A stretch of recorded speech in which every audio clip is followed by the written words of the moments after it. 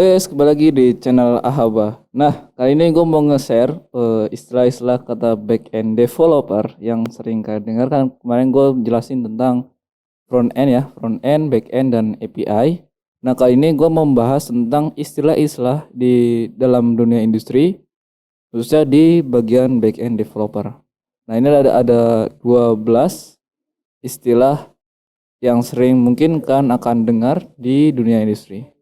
Oke, yang pertama itu adalah server. Nah, server ini adalah sebuah komputer yang melayani permintaan dari komputer lain ya. Bentuk server nanti tim editor ditampilkan di sini atau sini ya, terserah.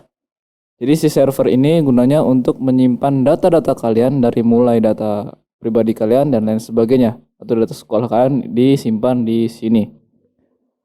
Nah, di server ini juga menyimpan seluruhnya, jadi bermega-mega atau ber-TB-TB ya. Mungkin ya kapasitas server sangat kuat, apalagi dalam dunia industri atau dalam dunia ya semacam Facebook dan lain sebagainya, itu menggunakan server yang sangat cukup lumayan besar. Oke. Yang kedua adalah itu tadi server ya. Yang kedua adalah klien. Nah, mungkin dalam dunia perdagangan atau bisnis pernah ya dengar kata klien itu bagaimana. Nah, tapi kalau dalam dunia IT juga sama sih. Klien adalah perangkat apapun yang memanfaatkan layanan dari server, biasanya perangkat berupa komputer, desktop, laptop. Nah, kalau dalam dunia bisnis mungkin yang gue pahamin klien itu bertemu dengan seseorang ya, manusia tetap manusia. Cuman kalau dalam dunia IT atau dunia web developer itu klien itu bertemu dengan komputer atau yang kita gunakan device ya. Komputer, desktop atau laptop ataupun HP kalian sendiri bisa digunakan untuk menjadikan klien. Nah, klien tersebut juga biasanya untuk mencari searching web atau segala macam itu bisa digunakan gitu. Nah, setelah klien mungkin kalian sering dengar juga ada juga server yang tadi pertama. Yang ketiga adalah API. Nah, API ini bukan disebutnya API ya, tapi API ya. Bukan API sih ya. Bacanya bukan API ya, tapi API. API ini adalah aplikasi programming interface atau salah satu penghubung antara antara front end dan back end. Ketika mencari data dari si user itu disimpannya di API atau aplikasi programming interface. Interface kan antara muka ya, antar muka gitu ya. Inter kan antar dan face itu muka. Yang ini sekumpulan atau berbentuk perintah, fungsi atau protokol objek. Jadi bisa misalnya kalian searching tuh ya di Google atau dimanapun, misalnya di Tokopedia deh gitu ya. Kalian searching nama misalnya baju koko gitu ya. Nah, baju koko itu nanti dilempar ke bagian server, bagian back end gitu ya, bagian belakang untuk mencarikan baju tersebut. Dari baju tersebut nanti diolah di servernya diolah, ketemu nih datanya baru ya masuk ke bagian eh, data duluan atau front endnya ke view-nya. Oh, ternyata dapat, ya udah baru si kliennya baru si usernya bisa melihat data tersebut. Itulah gunanya API, jalur penghubung lah atau jembatan bagi si back end dan front end kan nggak mungkin kan itu satu-satu gitu kan. Oke, yang ketiga ya tadi ya. Yang keempat adalah database. Nah, database mungkin sering kalian dengar kalau mungkin kalian pernah ikut organisasi apapun itu, kalian pernah dengar kata database. Nah, database ini adalah sekumpulan data yang mungkin sering kalian gunakan ya. Jadi sekumpulan data yang akan dari mulai data pribadi, nomor handphone, alamat dan lain sebagainya itu tercantum di database. Mungkin yang dulu pernah menjabat organisasi pernah menggunakannya. Oke, yang keempat adalah unit testing. Nah, unit testing ini adalah tingkatan pengujian pada sebuah software di mana komponen dari software dipisahkan dan diuji masing-masing. Nah, ini hampir sama ya. Unit testing ini adalah sebuah komponen, nanti ada juga namanya apa tuh? Bentar. Integrasi testing ya. Ada unit testing dan integrasi testing. Nah, bedanya di unit testing ini adalah sebuah software atau perangkat lunak ya. Sebuah aplikasi nanti diuji sebuah perangkat besar yang diuji nanti masing-masing komponennya. Kayak misalnya komputer, CPU-nya dites dan segala macam otak-otaknya dites. Nah, setelah unit testing ada lagi charge. Nah, charge ini berupa komponen yang menyimpan informasi yang baru saja digunakan sehingga dapat mengakses dengan cepat.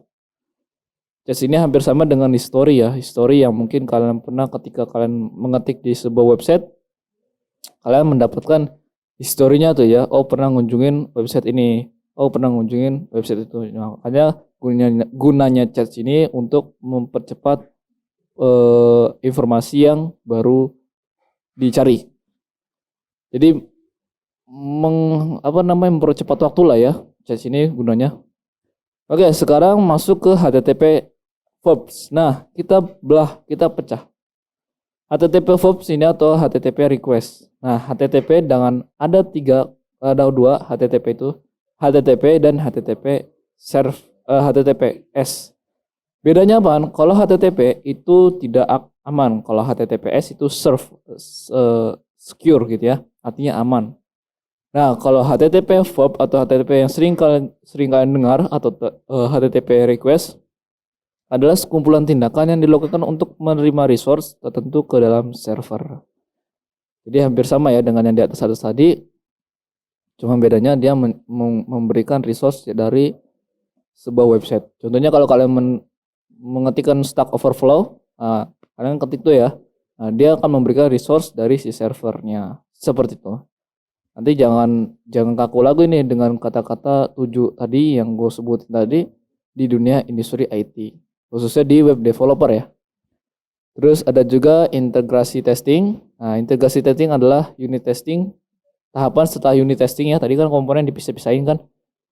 Yang dilakukan integrasi testing adalah pengujian sebuah software. Jadi ketika contohnya kalian membuat toko online ya. Kalau dalam front end kan ada front end, back end, dan front end, back end, dan full stack. Nah, sebelum aplikasi itu di publish atau digunakan oleh masyarakat, itu ada integrasi testing atau pen tester. Nah, pen tester ini gunanya untuk menguji kekebalan dari sebuah aplikasi. Yang mungkin nanti kalau kalian pernah lihat data pemerintah mungkinnya bisa kebobolan kayak gitu ya, mungkin salah satunya kurang namanya pengujian pen tester seperti itu. Makanya sebuah aplikasi ketika ntar di publik masyarakat, usahakan itu aman. Betul. Kecuali website yang statik ya. Website yang statik mah terserah kalian sendiri ya, mau diuji atau enggak terserah. Kayak contoh portofolio di website gitu ya. Dan lain sebagainya itu terserah mau dipakai pen tester atau enggak. Tapi rata-rata enggak sih. Cuma sebagai portofolio saja. Oke, yang ke-9 ada request. Nah, ya request ini juga mungkin kalian juga pernah dengar dari stasiun TV atau radio, yang paling sering radio ya, request lagu dan sebagainya. Cuman sama dengan halnya di dunia web developer juga, request adalah pesan atau permintaan yang dikirim oleh klien ke server. Ya, mungkin nanti gue tampilin di sebelah kanan atau kiri tim editor.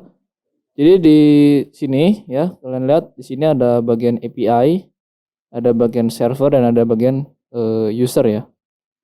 Nah, user ini nanti si klien ini bukan user, si user mengetikkan di klien atau di handphone, dia akan mengirimkan satu request, contohnya HP gitu ya.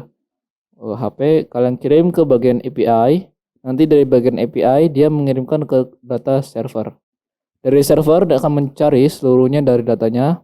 Ketika ketemu dia akan memberikan lagi ke data API, dan API memberikan lagi ke data klien. Dari klien itu bisa melihat si user itu bisa melihat dari handphonenya tersebut. Nah, nanti dilihat dari sini ya. Tim editor silahkan ditampilkan.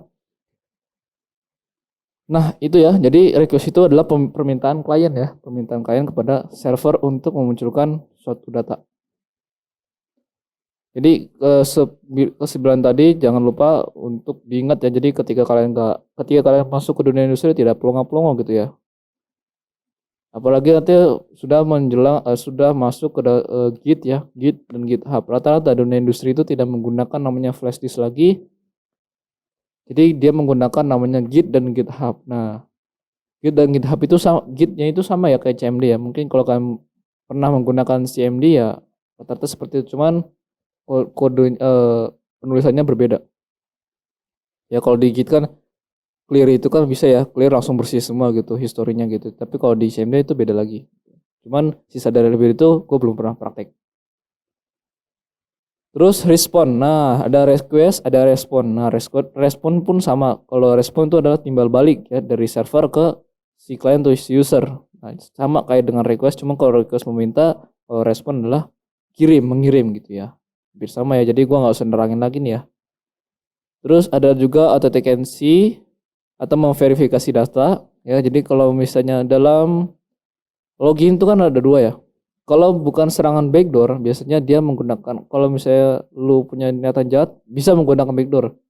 Ya, serangan backdoor. Yang dimana serangan backdoor ini dia menggunakan pintu belakang, yaitu menggunakan pintu jalur codingan gitu ya.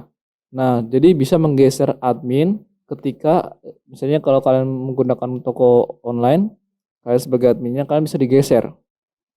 Posisi dia bisa mengganti, merubah, bahkan menghapus data orang lain gitu ya. Makanya serangan-serangan seperti backdoor, terus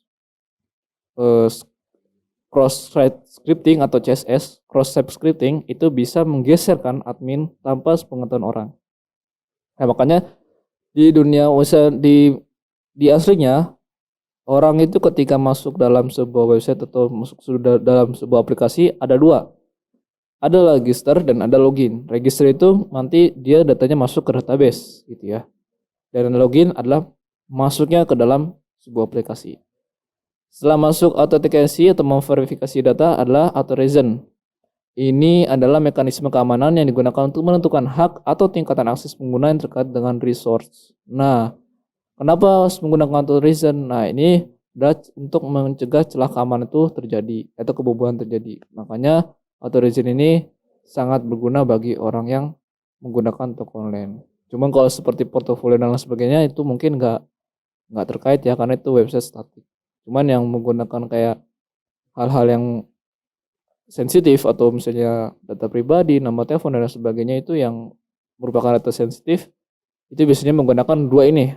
Yang pertama authentication, yang kedua authorization. Nah, itu biasanya menggunakan itu. Nah, dari 12 ini jadi kan lu pada nggak usah bingung dengan kata-kata ini, respon, request, authorization, verifikasi data, server, client, API, database, dan lain sebagainya, itu sudah tidak bingung lagi. HTTP FOPS, HTTPS FOPS, nah itu tidak bingung lagi ya, karena sudah gue jelasin di sini di video ini. Oke, sampai sini aja. Jangan lupa untuk like, comment, and subscribe, dan sampai jumpa. Bye bye.